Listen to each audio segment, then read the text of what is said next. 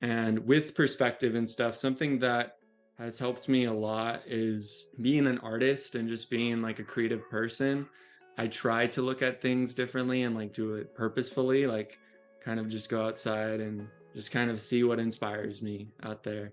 So we're going to be jumping a little bit into photography. So those of you that are here for the animation, get ready for some photography as well. Kyle you shoot with a Nikon, right?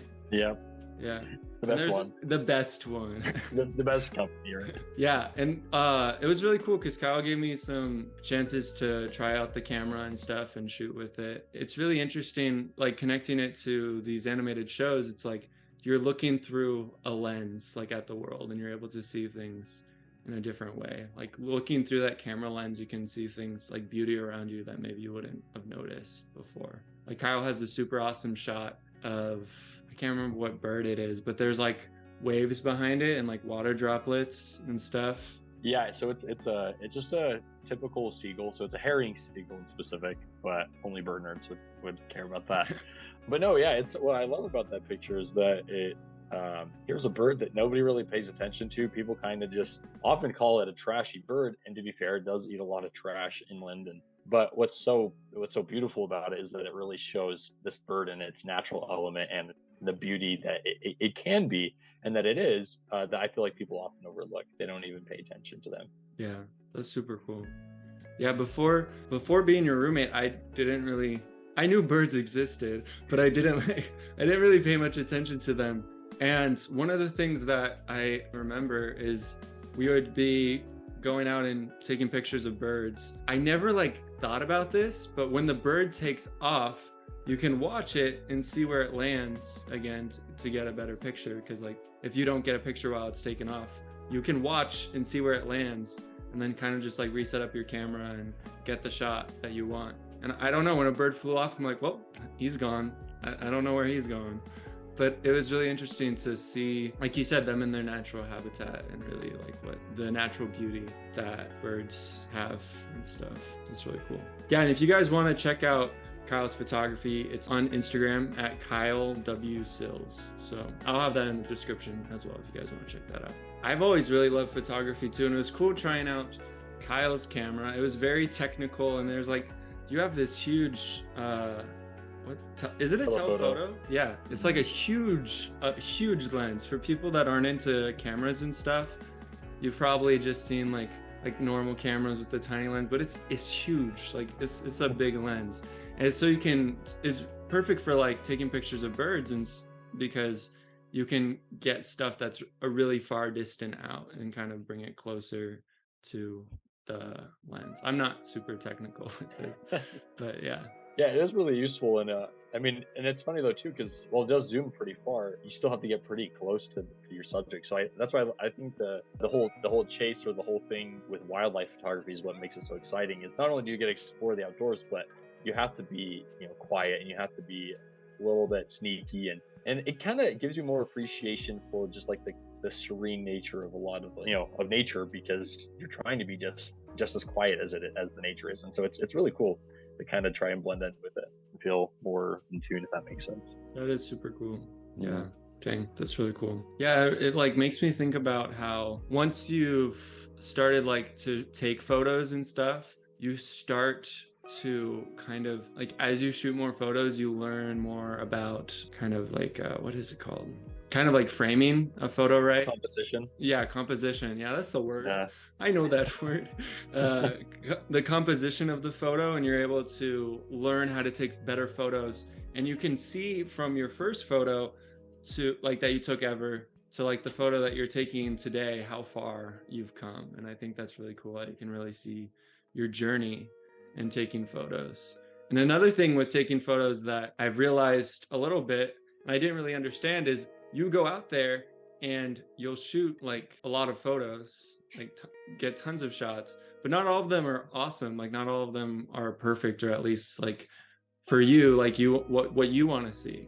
So Kyle has a really cool process of going through and kind of taking what his favorites are and kind of whittling them down to find the best of the best photos that he's taken.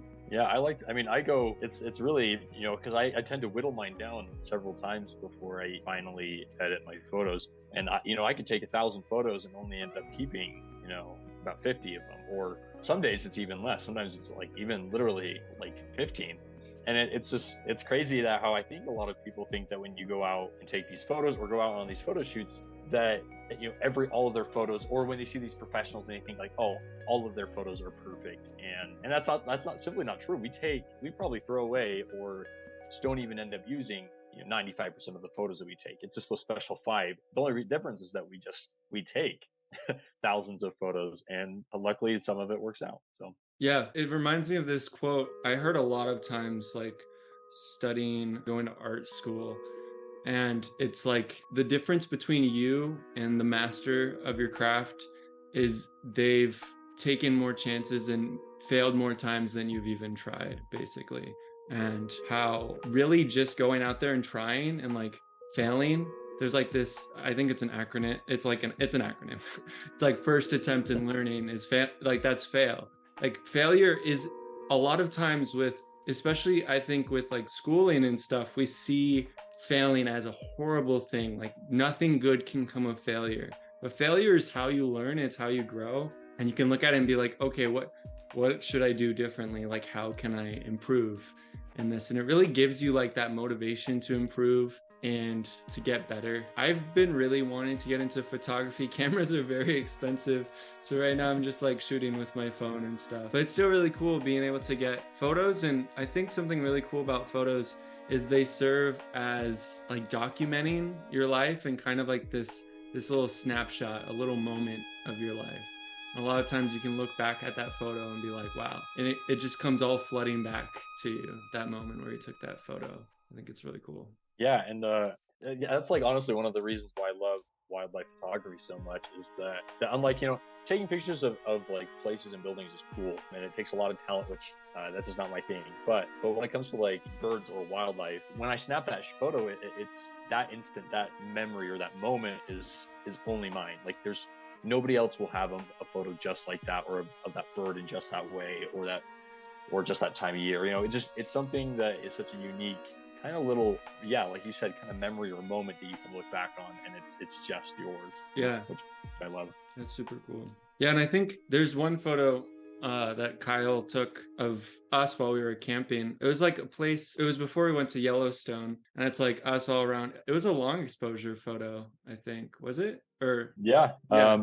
it was probably about I would say 5 seconds, 10 seconds. Okay. So Yeah. pretty long. And it's a long exposure, so you can kind of see the fire kind of ascending there, or the different sparks. And it was so cool because it was such a magical moment that we got to capture. That it was just nice and peaceful, and in a spot that is secretly known to me and my family, and now some of my friends, which I always swear them to secrecy so nobody else knows where it is. Yeah, we won't tell you where the location of that shot. Yeah, cool place though. Yeah, that's super cool. Thank you for sharing that. We saw that like after you took it in the camera, and I'm like, wow, that's super cool. Because I had seen a lot of photos that Kyle took of birds and stuff. I'm like, yeah, it's super cool. But like, I'm not a bird, so it's like, how do I?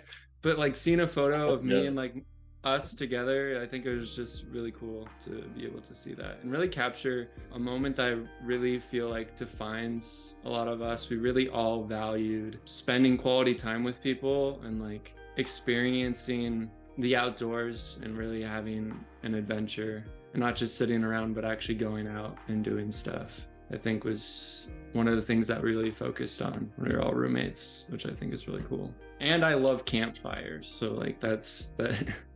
It's a cool photo. It's really cool. Go check out Kyle's photography, and we will see you guys next time. Peace.